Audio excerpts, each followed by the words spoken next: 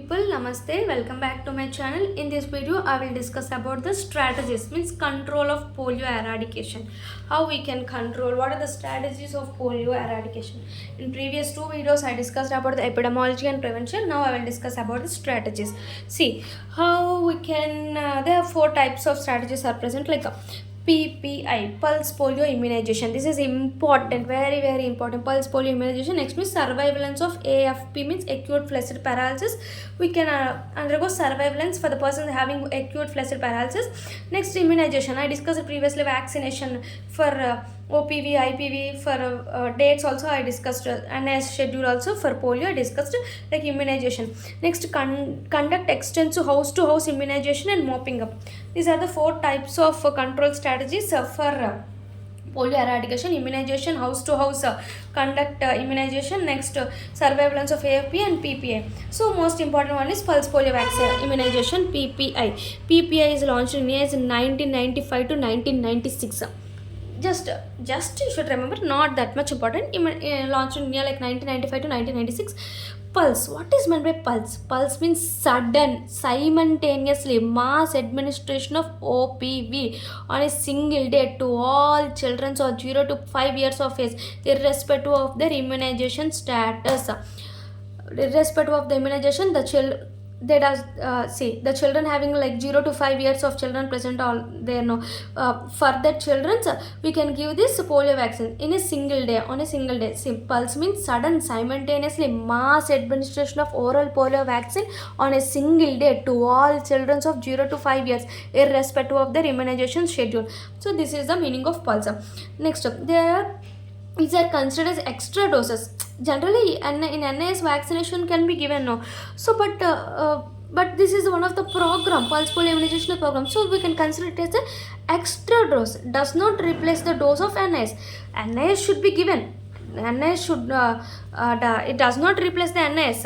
NIS should be given, but it acts as an extra dose. Pulse polio immunization acts as an extra dose for the children like 0 to 5 years. Intensive PPA, pulse polio immunization, has been done by additional rounds at a fixed booth. They are having one booth followed by house to house. They are having one booth, or they can go to house, search and vaccinate. All this can be done in pulse polio immunization. Generally these rounds, this booth house to house rounds can be done from November to February. 2 rounds about 4 weeks apart. 4 to 6 weeks apart, means in one. See, generally it's seen at November to Feb, like for 1 month, like 4 weeks means 1 month, no, 4 to 6 weeks, like something, like we can consider as 1 month. In 1 month they will have 2 rounds. They will go where they will put a one booth, or they will go to house for this pulse polio vaccination. For they are having generally 2 rounds for 4 to 6 and November to February. Aim to stop the wild polio virus circulation. They stop the wild polio virus circulation. This is the aim of pulse polio immunization. Next is acute flaccid paralysis. What is acute flaccid? See, sudden onset of weakness or fluffiness in any part of the body in a children is less than 15 years of age. See, flaccid paralysis means suddenly. Acute means sudden. Flaccid paralysis means weakness or fluffiness of any part of the body. Children like 0 less than 15 years of age. For the children are from onset having any paralysis to 6 months. We can see any paralysis to 6 months, or paralysis in a person of age whom polio is suspected. All we can, in these cases, this comes under acute flaccid paralysis. Already polio is there, you can suspect the polio of the person. Less than 15 years of age, any sudden weakness or fluffiness any part of the body, in any part of the body. The onset of if there is any paralysis to 6 months, so all this comes under acute flaccid paralysis. What are the generally these acute flaccid paralysis where we can see? First of all, flaccid paralysis seen in polio. We discussed in polio. In polio, paralysis will occur. So in poliomyelitis, we can see the acute flaccid paralysis. In GBS also, we can see the acute flaccid paralysis. In transverse myelitis, also we can see post diphtheric polyneuritis. Next, POTS paraplegia also we can see. History of flaccidity any time during the course of illness. If there is any illness, they are having a flaccidity, then we can consider them as acute flaccid paralysis also comes under this illness. Transient paralysis cases, todipalacia, traumatic neurotic or post injection neurotic with wish drop and food drop. See, you can remember some of them, like You can remember like some of them, like poliomyelitis important. Next you can remember GBS, transmyelitis, like post paralysia, TOTS plasia, post diphtheric POTS paraplegia, post diphtheric polyneuritis, like traumatic, like wish drop, food drop, and another one also, another is also like electrolyte imbalance. Also we can see the acute flaccid paralysis, and meningitis also, acute paralysis, flaccid paralysis of paraplegia, diplegia, monoplegia, quadriplegia. All these can be occurs in meningitis. So you can remember some of them like meningitis, electrolytic imbalance, wish to drop, food drop, TOTS plasia, post paraplegia, and post diphtheric polyneuritis, transverse myelitis, DBS, and poliomyelitis.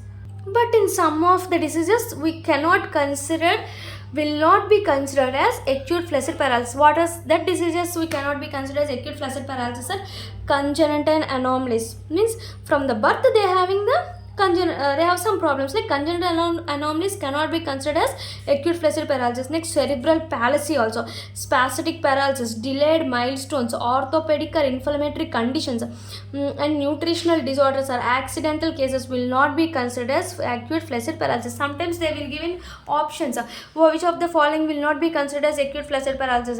They will give some of them like wish drop, fruit drop, and meningitis, and after that they will give the option like nutritional disorders, accident cases, next orthopedic inflammatory conditions, spastic paralysis, cerebral palsy, congenital anomalies. All these does not be considered as an acute flaccid paralysis. Basically, any child less than 15 years old, if present with sudden onset of weakness any part of the body, is to be reported. That child should be go to the hospital. Then that any sudden onset weakness, that should be reported to the like government. Okay, next, new WHO indicators of acute flaccid paralysis surveillance and laboratory surveillance. What are the indicators? Minimum level of certification of standard of surveillance.